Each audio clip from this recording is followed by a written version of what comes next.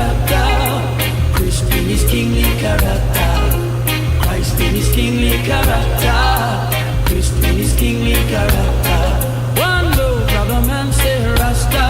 Who goes? It must be Jaja. Thank goodness I don't have to wonder. I know he is forever. Christ in his kingly character. Christ in his kingly character. Christ in his kingly character.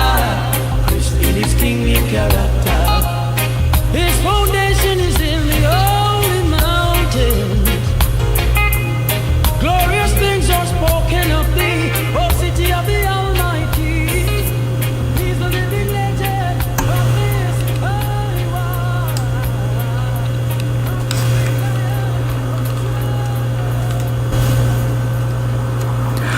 Okay, that's a good song to start with. That is kingly character, speaking of the Messiah, Yahushua HaMashiach, who the world mistakenly calls Jesus Christ. But, we're looking at the life of King David, and he definitely, in many regards, could be considered almost a prototype, And we're looking at... he's moving into a new part of his life now. He's been made the king of the house of Judah. And as I was sharing in the last episode that I did, there's an African Heritage Study Bible, and the editor, Kane Hope Felder, basically he pointed out that the tribe of Judah was so numerous in size that one tribe was comparable to all of the other 11 tribes. So that just shows you the sheer number, okay, of the descendants of Judah. And he was made king over that house, and he handled himself wisely. And I'm just really excited about this part because we're going into 2 Samuel, and we have some events that are happening that are really. There's just a lot that happens. It's just really it's amazing. It really is. If you thought that looking at what he had to deal with in terms of Shaul, who the Gentiles call Saul, if you think that what he dealt with then was intense, it just gets even more intense. But David is someone that we can, as those of us who are being targeted, we can look to him as an example, as a shining example, as to his kingly character, his yasher, the upright way that he carried himself. He is definitely a shining light and an example for any righteous targeted individual. And so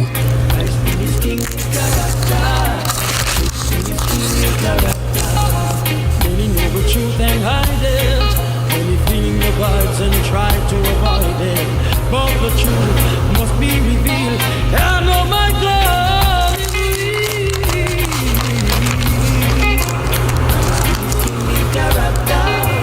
Christ in his kingly character. Christ in his kingly character. Christ in his kingly character. Christ in his kingly character. Okay, so we start off in chapter 3, the very first verse. Now there was long war between the house of Shaul and the house of David, but David waxed stronger and stronger, and the house of Shaul waxed weaker and weaker. Okay, because David is carrying himself in a way that is, again, just like I was saying, which I just, again played that song just to punctuate it. He was very kingly in the way that he handled himself. And we have Saul's son, a fellow by the name of Ishbosheth, okay, who has been made king. And we look at that, and basically, I've got a book here. It's called it's Jones's Dictionary of Old Testament Proper Names, and it gives you the meaning of all the names of the individuals who are recorded in the Old Testament. And when we look at that name Ishbosheth, it just gives us a glimpse into who he was and what it was that he was perhaps doing. And it's something that I had mentioned in a previous episode about Shaul, how this was a man who somehow in the midst of this took it upon himself to all of a sudden start visiting, as it's the witch of Endor, this woman who is able to, use herself as a medium for spirits, which is something that we know that is basically an abomination. The Most High does not appreciate that, but somehow Shaul was able to do this. But if we look at let's look at the definition of what the name of his son Ishbosheth. Ishbosheth, man of shame, i.e. bashful, compounded of the appellative Ish, a man, and also Bosheth, shame, confusion. From the root bush, to be ashamed, to be confused, to be confounded. A son of Shaul, who reigned over the 11 tribes after the death of his father and brothers. For 2 years he ascended the throne soon after his father's death, and no doubt reigned 7 years. And the scripture 2 years may be understood as meaning before hostilities commenced with David. He was slain by Rechab and Baanah, the sons of Rimmon, while he slept on his own bed in the heat of the day. So basically, we're gonna look at that too, as to what happened to him. But basically, you have a situation here where now there is basically we've got a little family feud going on in the house of Shaul versus the house of David. But David again is carrying himself wisely, but you have some individuals who are surrounding him, and this is where, again, looking at comparing the life of David, who we know was a targeted individual who was being stalked, okay, and we lay some of the events that he experienced, we look at how he dealt with them, and we use them as a source of inspiration and a guide for us, those righteous individuals who are looking for a source of strength, who are looking for guidance. We can find that in the scriptures. Many of us are isolated. We are not welcomed in churches. We are not welcomed in, some of these different support groups and 12-step programs because of the gaslighting, the tactics that are being used against us. We can't go in there. People, some of our perpetrators are actually attending some of these support groups. They are actually going to these churches.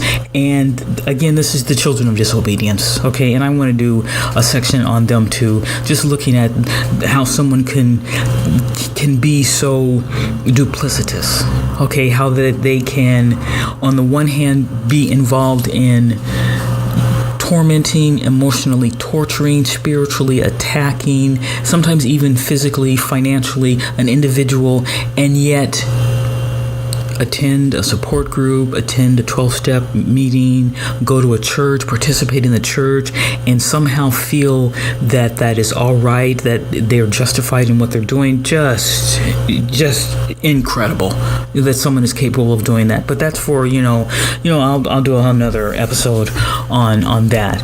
But so there are some people now that we're going to meet, okay, different group of people, okay, and because now he's king, okay, and so you've got, advisors, you've got counselors, you've got, just a hodgepodge of people, and now many of us, we're not in that position, okay, because one of the things that we know that happens to us is we end up being the bottom of the barrel, okay. Many of us, we are not in those positions, we would have that going on in our lives. Yet many of us who in the environments where we're living, where we're working, there are individuals who sometimes I call frenemies, okay, who we can somewhat associate with, but if you're not really up to speed on what's going on, you might not be aware that, but some of these people who are ingratiating themselves into our lives, into our presence, there might be a little bit more to them. There might be a little hidden agenda there, okay? They might be wearing a mask, and if we are not asking the Most High to give us the spirit of discernment, if we have been given it but we're not exercising it or using it, we find ourselves hanging out with people that don't have our best interest at heart. And so this is a situation where we've got Ishbosheth, we've got Abner, we've got a fellow named Joab. Now Abner is basically I see him as being almost just like the advisor to the king. He's the advisor. He's Ishbosheth's advisor. He's the one who he was captain of Saul's army. He made after Saul's death, he made his son Ishbosheth king. Okay, so you have Joab. Okay, and looking at their names, Abner, his name, father of light. Joab, Yahuwah fathered is what his name means. Okay, but again, that's really not, that's just me wanting to do just word studies just to know more about this book, this powerful weapon. And it just never ceases to amaze me, this source of strength that we have that is right here, at our fingertips. It is an oracle. It is alive. It is a living. It is not stagnant, meaning it is not just stuck in one era of time. Of course, there are people who view it that way, but when you understand that you can study this, there's another formula, basically line upon line, precept upon precept, here a little, there a little. When you look at it through precepts, when you connect it, again, here a little and there a little, you can, and in terms of the themes, you can look at it and you can gain inspiration and you realize that it is very relevant, okay, which is what I am doing right now, looking at the life of someone who lived centuries ago. We're going back millennia now, but his life and what he dealt with is still relevant, because that is a situation that we find ourselves in, where we are targeted, where we are righteous, okay, we are trying to live, to do as it's recorded, what David did, to behave ourselves wisely, okay, so that we can be worthy of the mercy, the grace of the Most High, that he will extend it to us, because he extends it to who he will.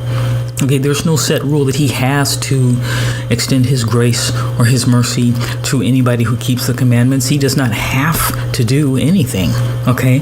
But he extends it to who he will. But we want to live our lives in such a way that he is pleased with us, that he will extend it to us. And so how do we do that? Well, we have an example right here with David. Okay.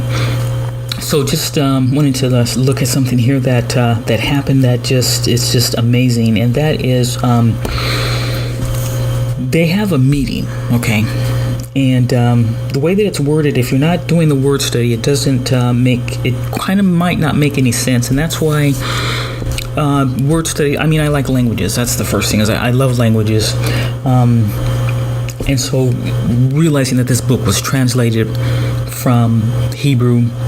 Parts of it were recorded in Aramaic, some parts in Greek, and looking at what those meanings of those original words were that were translated, into words in English. Okay, so we have a situation here where,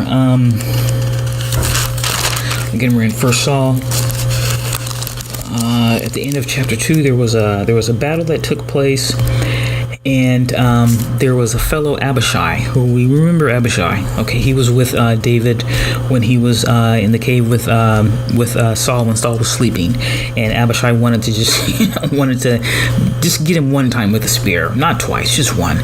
But they decided to take his water bottle instead. And so now he's back. Abishai, he's got his brother. It says here, and there were 3 sons of Zeruiah there, Joab, Abishai, and Asahel. And Asahel was as light of foot as a wild roe. Okay, so when we read through this, we realize that these are Abishai, Asahel, and Joab are actually related to David. They are actually his. Zeruiah is his sister. From what I read, what I studied, that's his sister. So these would be his nephews. And so basically, just trying to just be really brief with it. Again, you can go back and read it later, just for your own interest and just enjoyment, and just being uplifted. Basically, Asahel pursues Abner, and he refuses to let him go. There's another fight, and basically he kills David's nephew, Asahel. Okay, so then of course, chapter 3, the feud keeps going. David's house is getting stronger, Shaul's house is getting weaker, and there's a situation where Abner basically decides to have a intimate relationship with one of the concubines to a former concubine of Saul, and Ishbosheth kind of doesn't appreciate that, and he says something to him, and Abner gets really upset, and basically he decides right then that he's been backing the wrong person, and so he basically gets himself in communication with David, and he says, I'll bring Israel over to you. He says, and he acknowledges, this is interesting, he acknowledges that that the Most High, Yahuwah, that he had, that they knew that David was the man that the Most High wanted to be king over his people. And look at verse 9. So do Elohim to Abner, and more also, except as Yahuwah hath sworn to David, even so I do to him. Okay, and so he decides that he's going to go over, and so he has a conversation with Abner. Verse 12, and Abner sent messengers to David on his behalf, saying, whose is the land? Saying also, make thy league with me, and behold, my hand shall be with thee, to bring about all Yeshurun unto thee. And he said, well, I will make a league with thee. And so, but David has a stipulation. My wife, Saul's daughter, I want her returned to me. Abner does it.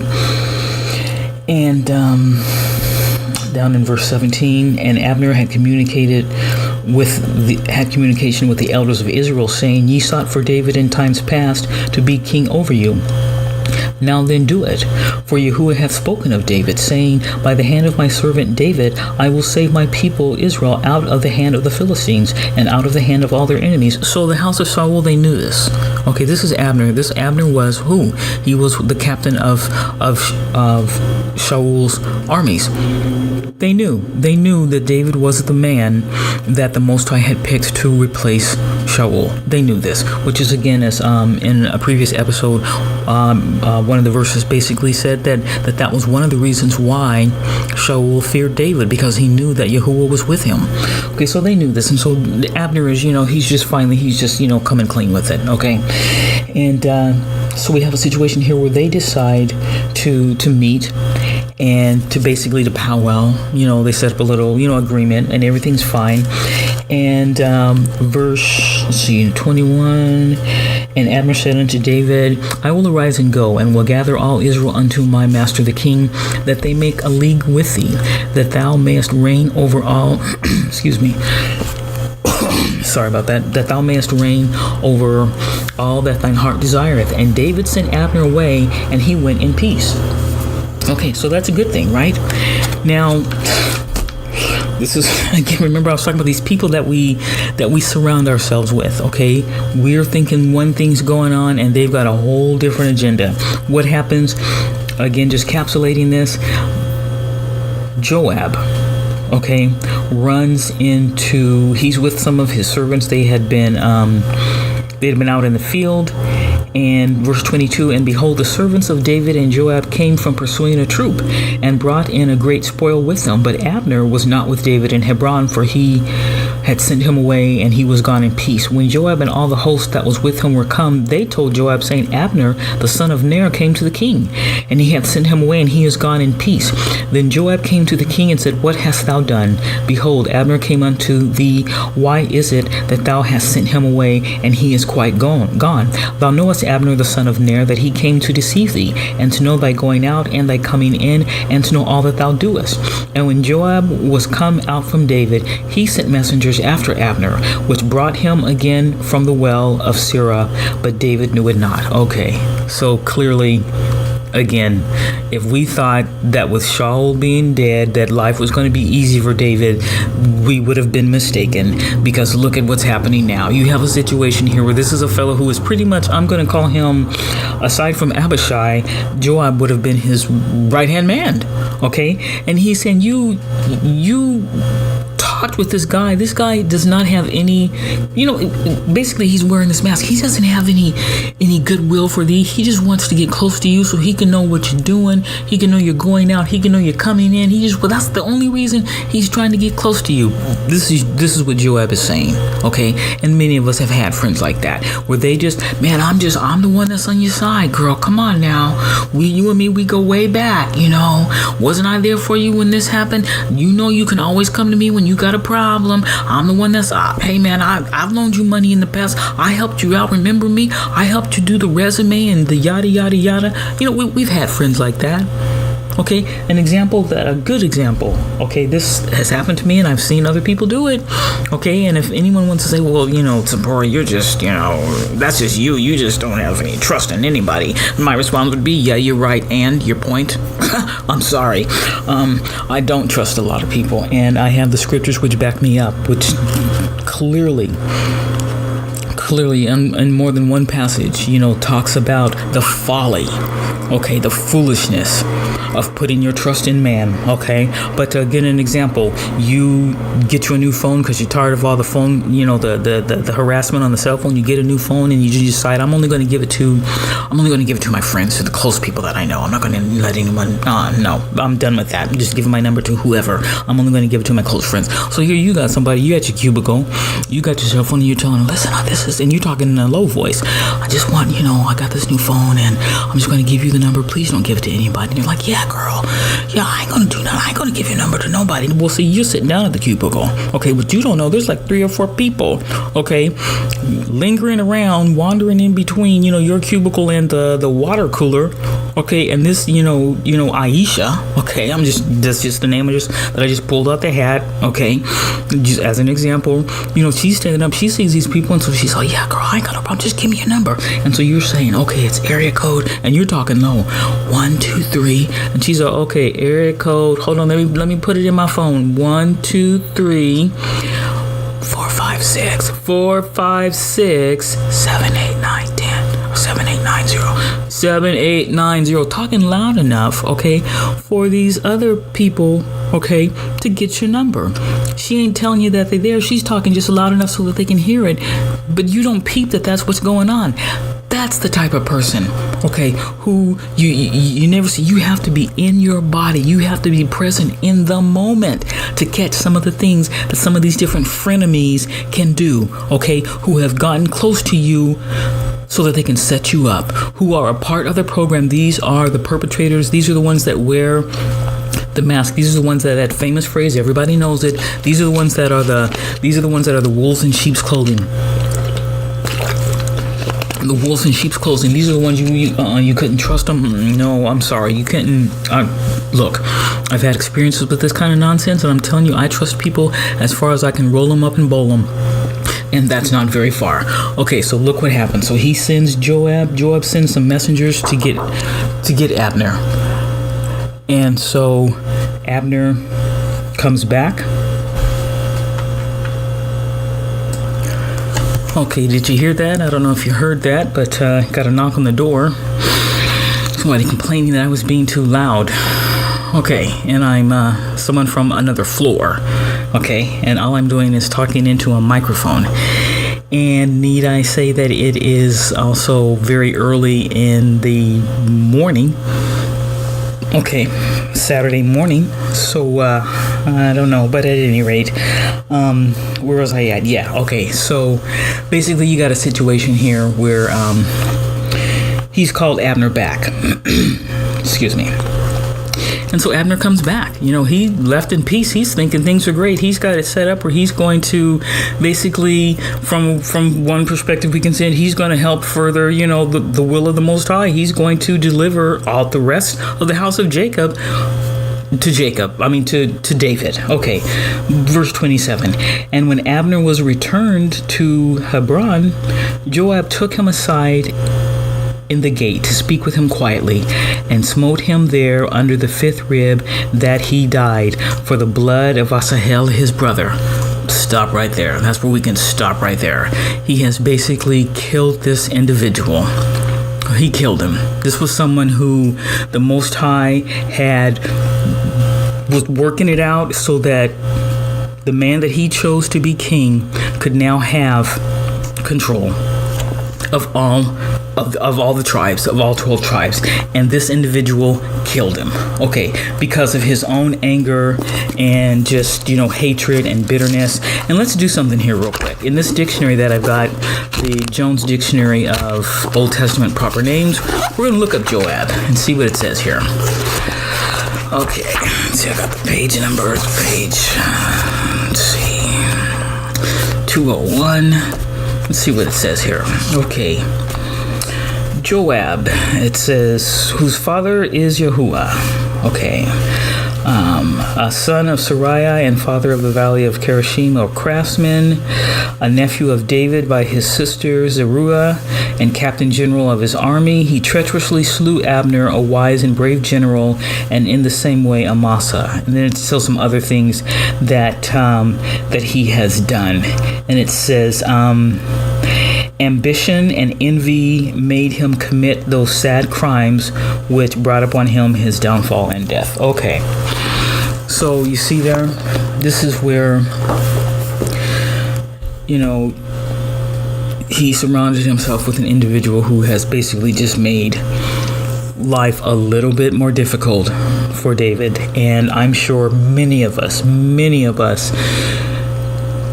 have, as being victims of targeting, when we start to be a bit more sensitive, okay, as to who we talk to, as to who we let draw close. One of the reasons why we're doing this is because we have made the mistake of befriending people or remaining friends with people who did not have our best interests in mind, or they were on their own agenda. Not everybody that, is problematic in our life is a stalker or a perpetrator. Sometimes it's just that, what they're doing, we're on a different path now. We are trying to live our life in a way that is upright and that is wise, because we're dealing with something. We don't want to fall into the snare of the fowler. So we have to be careful, and that means, unfortunately, letting go of some people who are basically, their lives are chaos, and we don't have time for chaos, or they are caught up in just some foolishness or some crime or whatever, and we don't have time for it. So we have to let them go. But so we have a situation here. Okay. So David, now there's a death. Literally, there's a dead body. Okay. And so David, he deals with it again in a way, like I said, in keeping with just choosing that song that I chose, just in a righteous way. He laments. He has the people lament. It's clear, that David was not a part of that.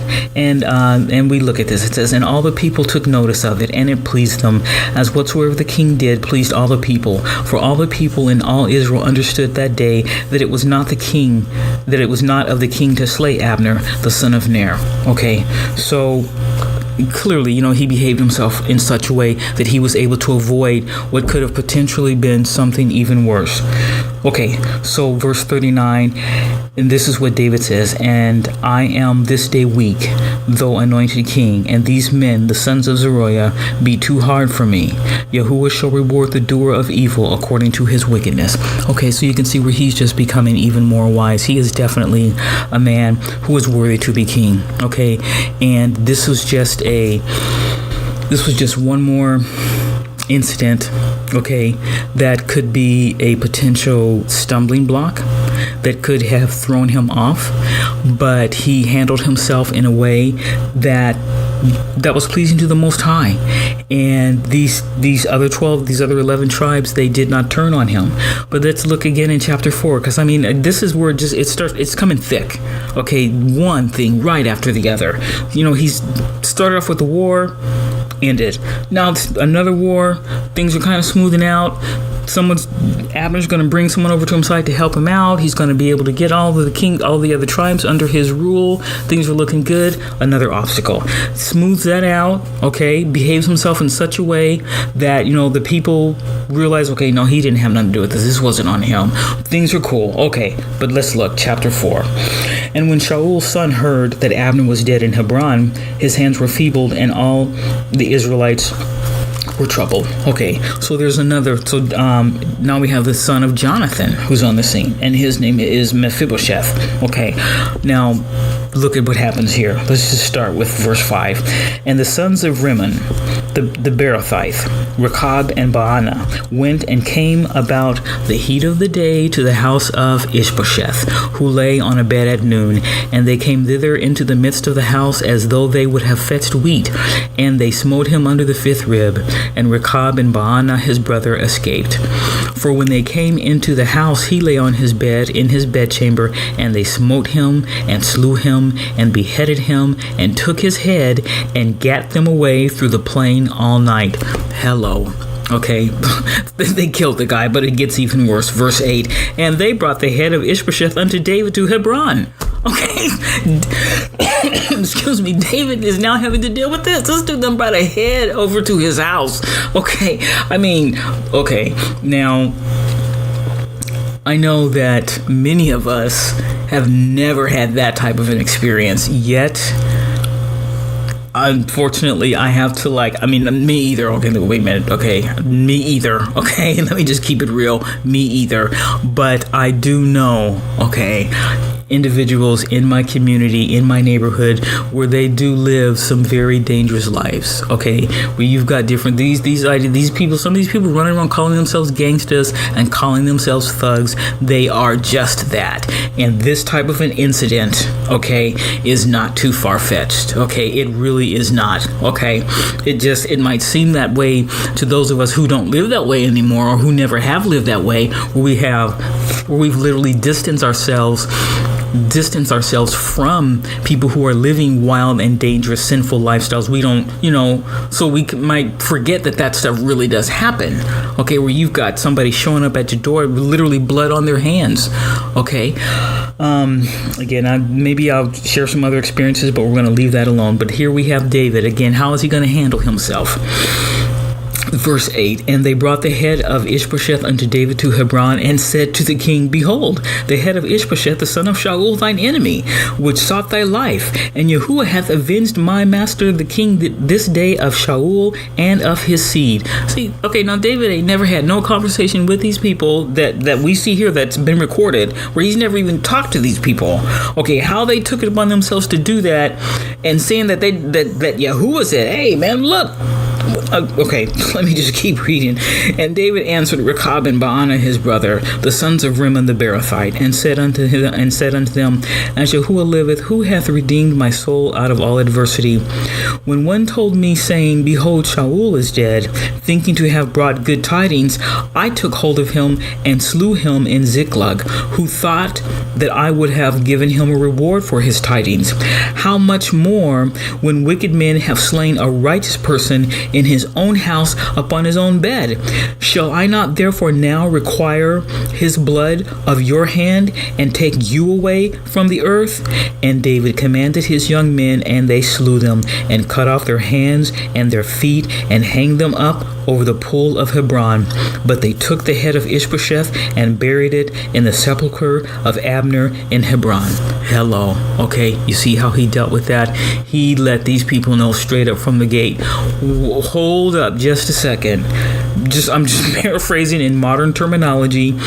Basically what he said to them was, somebody came up to me and they told me that Saul was dead, and they was basically thinking they was bringing me good news, thinking that they were going to get a reward for what they did to him. But remember, we know that David understood that Shaul had been anointed of the Most High. You do not put your hands on his anointed. Okay, and you do his prophets no harm. David was no fool. And so David said, so this guy did that, and he thought he was going to get a reward. He said, but no, I think not. What did he say he did? He said, that individual got dealt with. He handled that.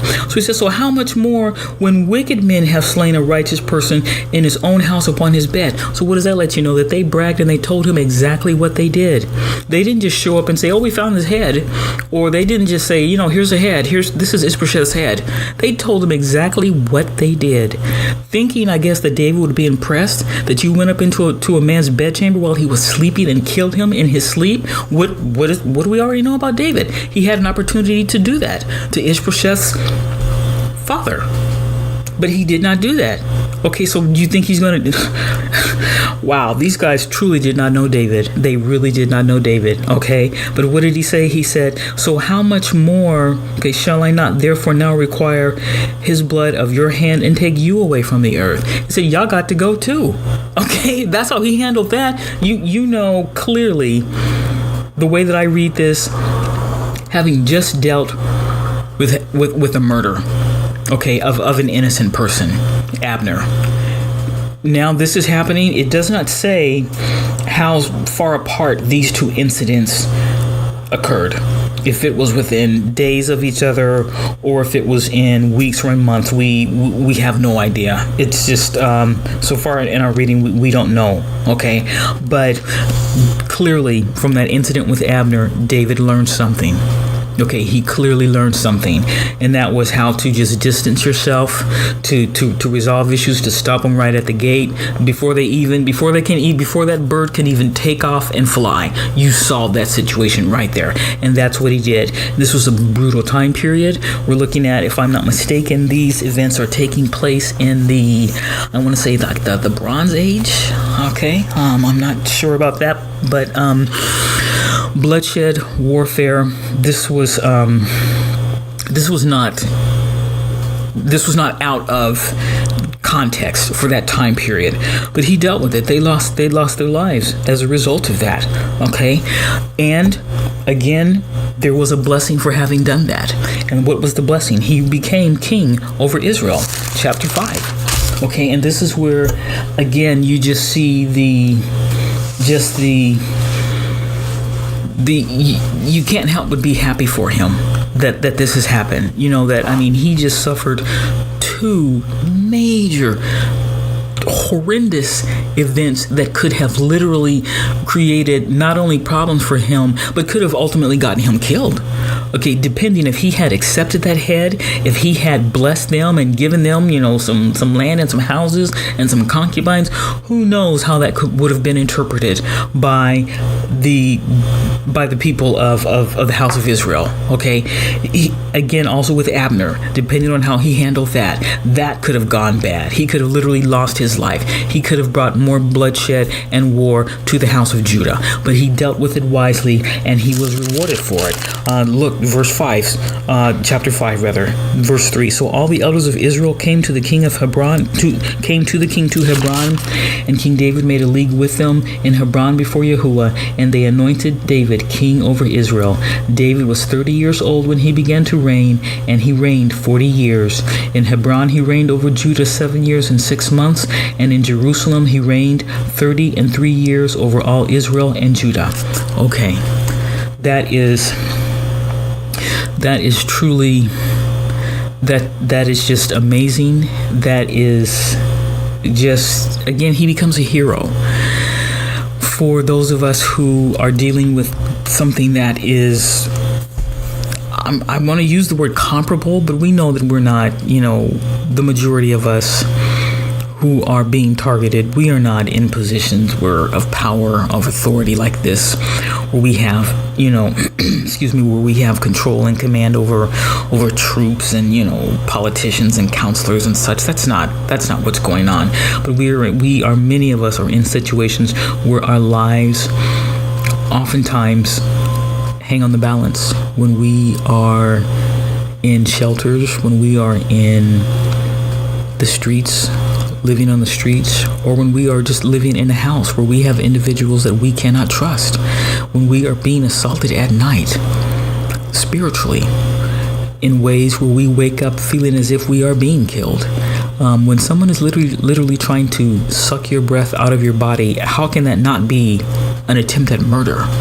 Okay, and anyone who's never dealt with that, who's never experienced that, if you want to say, well, I think maybe you're exaggerating, you're just being dramatic, well, then you go ahead and you think that. But I know, and I'm sure there are many people out there who have dealt with that type of an attack, okay, on a spiritual level, where individuals are able to do that, literally stealing your life, your breath from your body. That is as close to dying as possible. It is a very horrifying, scary feeling. It's hard to go to sleep after that, because it generally, my experience is, it was right. Oh man, it's hard to even talk about that, and it's something that has happened more than once. It's not happening now as frequently as it used to, but it definitely still happens. And I don't know how it's done, but it happens, and it is not something that I would wish on anybody. Now, David went through something that I would consider similar, where he's dealt with situations right now where literally he could be wrapped up, connected with murder, where war can break out, where family members can lose their lives, okay, as in retaliation. He's now responsible. He's the shepherd over people now. He's responsible for the death of anyone. Okay, if depending on how it comes about, if there is a war because of his behavior and people die, he has to answer for that. So you're walking I can appreciate that. I'm not in that position, okay, but I can appreciate that. And I don't know. My respect for him grows and grows. And he sees, check this out, this is verse 12. And David perceived that Yahuwah had established him king over Israel, and that he had exalted his kingdom for his people Israel's sake. Okay, so he knows this. He perceives this. This is again where I was, there's a whole nother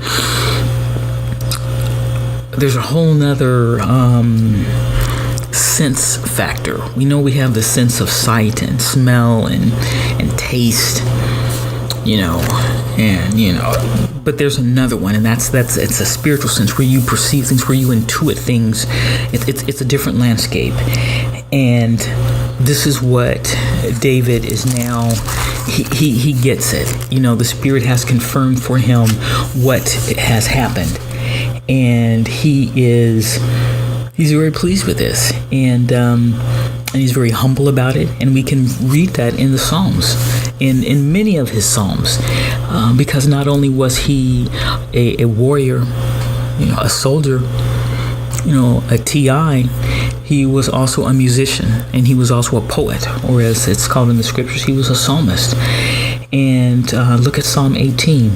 I will love thee, O Yahuwah, my strength. Yahuwah is my rock and my fortress and my deliverer, my Elohim, my strength, in whom I will trust, my buckler and the horn of my salvation and my high tower. I will call upon Yahuwah, who is worthy to be praised. So shall I be saved from mine enemies. And I want to do I think I've tried to talk on this before, but one of the ways to combat spiritual attacks is through praises, is through writing praises to the Most High, to Yahuwah Elohim. Verse 19, he brought me forth also into a large place. He delivered me because he delighted in me. Yahuwah rewarded me according to my righteousness, according to the cleanness of my hands hath he recompensed me. For I have kept the ways of Yahuwah, and have not wickedly departed from my Elohim. For all his judgments were before me, and I did not put away his statutes from me. I was also upright before him, and I kept myself from mine iniquity. Therefore hath Yahuwah recompensed me according to my righteousness, according to the cleanness of my hands in his eyesight. And that is what he just said it perfectly. That is what we want. That is what one of the most important messages that we can get from this psalm, and also from the life of David thus far, is that there is a reward there are rewards for how we live our lives, which is what is said throughout the scriptures, that there will be a judgment and that we will be rewarded according to our works. But sometimes the rewards can come during our lifetime. The rewards are not necessarily held and kept back until we pass on from this life, until the Father calls us home and we have the day of judgment. They can happen during our lives, and this is what David has experienced it. He perceived it, that what he received, that it was because he had pleased the Most High. And that is what I strive to do, and I know that I'm not the only one. We try to live our lives in such a way that he is pleased with us, that he becomes angry for our sake when he sees what the wicked are doing to us. And let's look at another scripture here to just confirm something here. If we look at again, this is in the Psalms, and this is let me see if I can find it here. So many different Bibles here. Let's go to Psalm number 30, Psalm number 34, and we look at verse 15. The eyes of Yahuwah are upon the righteous, and his ears are open unto their cry. His eyes are upon the righteous, so he sees us. He sees every single one of us, especially those who are righteous. He is concerned with us. He watches over us because we are trying to travel through this dark world, this spiritually dark world, that has been given into the hands of the wicked. We're trying to walk through this by his promises, holding on to his promises, holding on to his words, letting them be our light and our guidance. So he knows we need help. He knows we need his blessings. And so when he sees us doing that, I really feel that he is pleased with me because of that. And so there are blessings. There are moments of protection. There is mercy that is granted unto me. And that's what we want. Not only now, but also at the end of our lives. We want to know that we're going to get something out of it. And so we use David as an example. He got blessings from it, and that's what we want to get. And I know that I will, and I know that you will too. That this is not in vain, that you're not just choosing to live a righteous lifestyle and that there's not going to be a recompense for it. I don't believe that. And I know that you don't either. And we're not going to let these children of disobedience, we're not going to let them move us from that position. And I'm going to leave it at that. Thank you very much for listening to this episode. Please give it a thumbs up. Please leave a comment. Let me know that you're out there listening. And with that, I say shalom.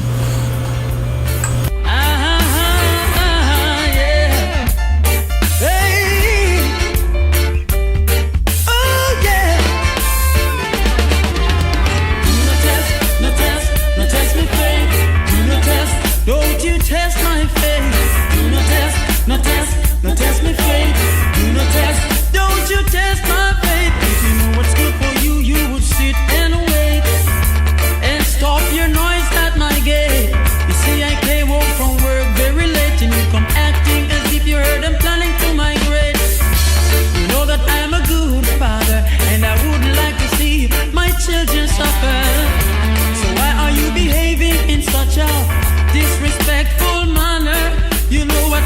Go away with your disgrace before you make me lose my temper. Do not test, not test, not test me faith. Do not test, don't you test my faith. Do not test, not test, not test me faith. Do not test, don't you test my faith.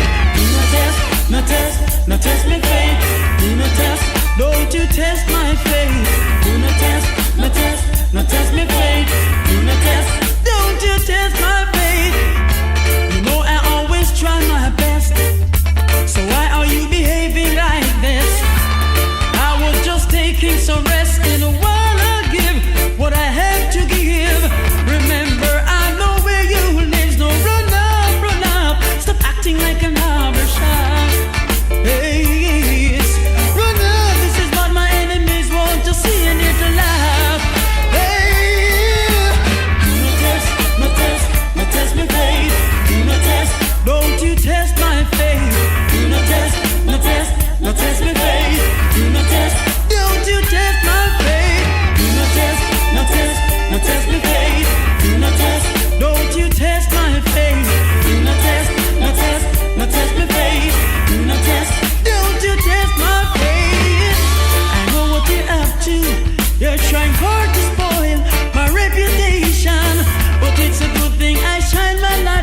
can be